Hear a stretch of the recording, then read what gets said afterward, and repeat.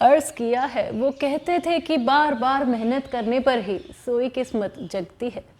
वो कहते थे कि बार बार मेहनत करने पर ही सोई किस्मत जगती है। भाई उनको क्या पता यहाँ एक एक्सरे तक तो लेने में कितनी मेहनत लगती है।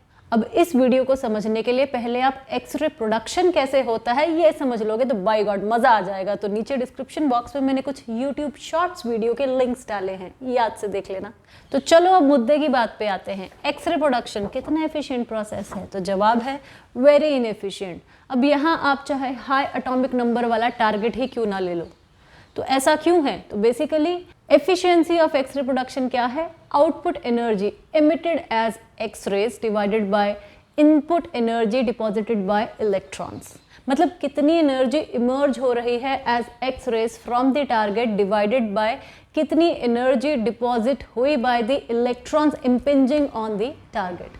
अब ये बेचारे इलेक्ट्रॉन्स हमारी तरह एनर्जी तो ज़्यादा डिपॉजिट करते हैं टारगेट में, बट आउटपुट कुछ खास नहीं आता, because the efficiency of x-ray production is given by this empirical formula. तो इसका मतलब है efficiency of x-ray production increases with atomic number of the target and voltage applied across the x-ray tube. तो अगर मैं अपनी एक्सरे ट्यूब में tungsten target भी ले लूं जिसका एटॉमिक नंबर 74 है and for electrons accelerating through 100 kilo volts, तो भी मेरी एक्सरे प्रोडक्शन एफिशिएंसी बस 0.7% ही आती है। इसका सीधा मतलब ये है कि only about 0.7% of the electron kinetic energy gets converted into x-ray photons at 100 kilovolts using tungsten target, and the remaining 99.3% gets converted into heat. So at this tube voltage with tungsten target, out of all the energy deposited by the electrons in the target, only 0.7% emerges as